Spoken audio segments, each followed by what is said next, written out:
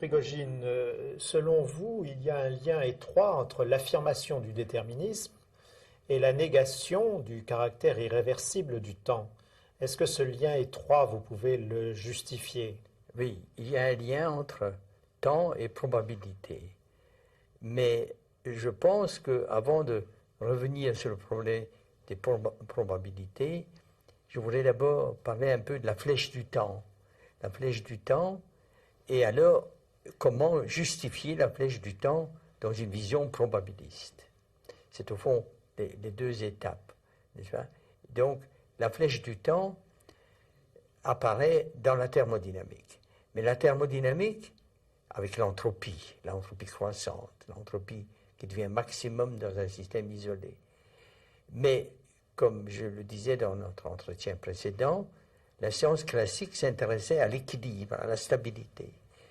Et à l'équilibre, nous avons un maximum de l'entropie, où on travaille quelquefois avec une autre fonction appelée énergie libre, qui est l'énergie moins l'entropie multipliée par la température.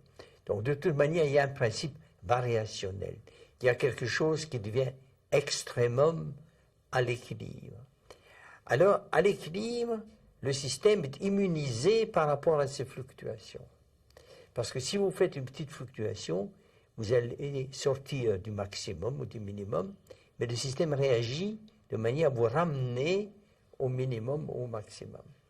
Donc, au fond, le système ne connaît que une vérité, qui est la vérité du maximum ou du minimum de l'entropie ou de l'énergie libre. Mais ce qui est intéressant, c'est alors se demander, mais qu'est-ce qui se passe en dehors? Qu'est-ce qui se passe quand vous sortez de l'équilibre? Qu'est-ce que ça signifie sortir de l'équilibre? C'est par exemple chauffer un bout et refroidir l'autre. Si on ne refroidissait pas un bout et chauffait l'autre, le système se mettrait à l'équilibre thermique, à température uniforme. Mais nous l'empêchons maintenant. Qu'est-ce qui se passe? Eh bien, la première surprise, pour moi, et c'est une surprise qui date de mes années d'études, d'étudiants, c'est que quand vous sortez un système de l'équilibre, il y a des phénomènes d'ordre qui se produisent. Ce n'est pas un désordre croissant, mais il y a des phénomènes d'ordre. Un exemple de physico-chimiste, c'est l'exemple de thermodiffusion.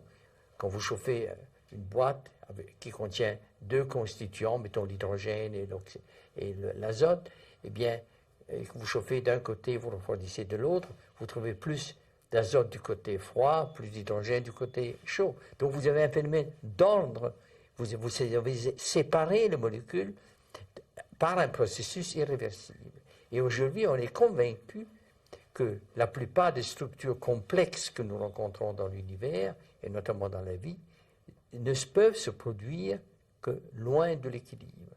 Parce que loin de l'équilibre, et c'est peut-être ça la chose la plus curieuse, il n'y a plus de minimum ou d'extrémum. Donc il n'y a plus un état idéal vers lequel le système doit nécessairement tendre. Donc c'est le régime des fluctuations, c'est le régime des bifurcations, dans lequel de nouvelles solutions prennent naissance. C'est le régime de ce que j'aimais appeler des structures dissipatives. Une structure dissipative, je la compare à une structure d'équilibre, le cristal. Une structure dissipative, c'est la ville. Elle ne se maintient que parce qu'elle interagit avec le monde extérieur. Et sa structure reflète son interaction. Et de même, une cellule biologique est une structure dissipative. Elle est structurée de manière à pouvoir interagir avec un monde extérieur.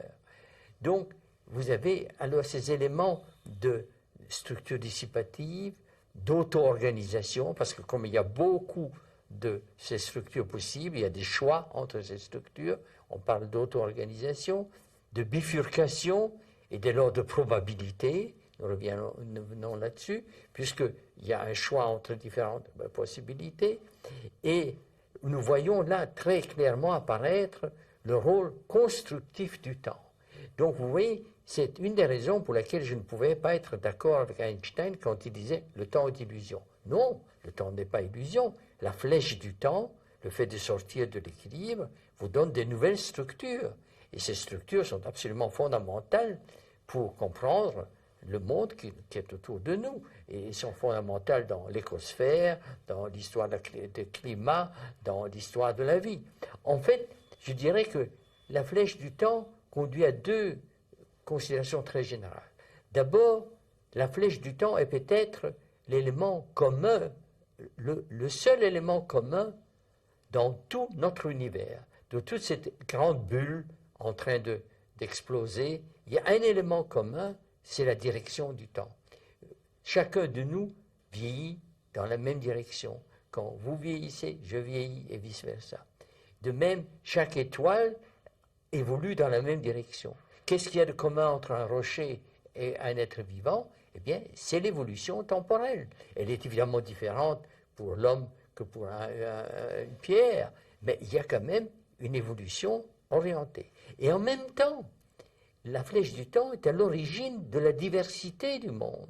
La diversité du monde dans lequel nous avons des objets hautement organisés, loin de l'équilibre, comme la vie, et aussi des objets qui sont en équilibre, qui sont désorganisés.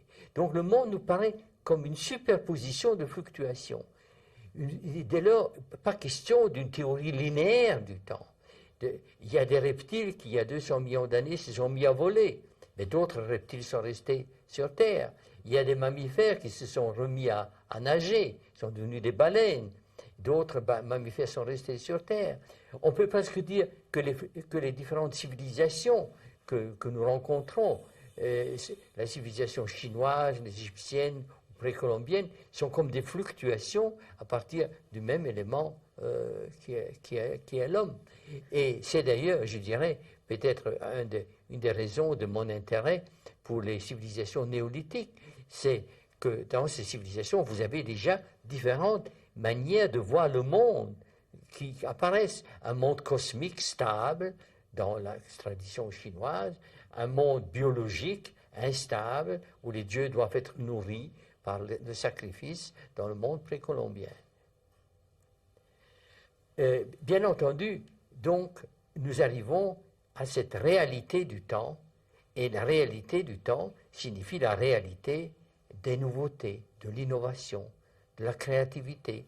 Ce n'est plus quelque chose qui est en dehors de notre expérience, c'est au cœur même de l'expérience. Donc le problème est maintenant d'expliquer d'où vient cette flèche du temps, quel est son sens à l'échelle fondamentale.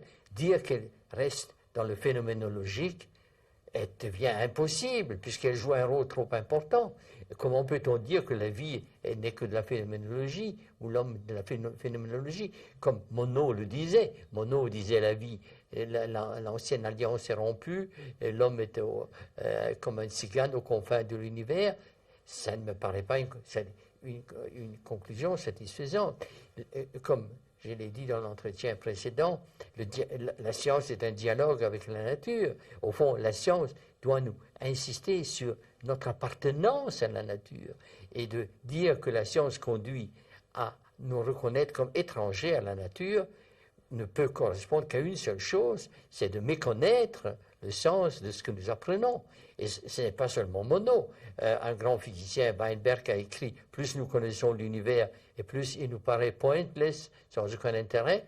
Évidemment, le fait d'avoir réuni les forces électromagnétiques avec les forces faibles de la radioactivité n'a pas de relation directe avec l'homme, mais le fait d'avoir montré qu'il y a un univers évolutif place l'évolution biologique et l'évolution humaine dans un cadre grandiose.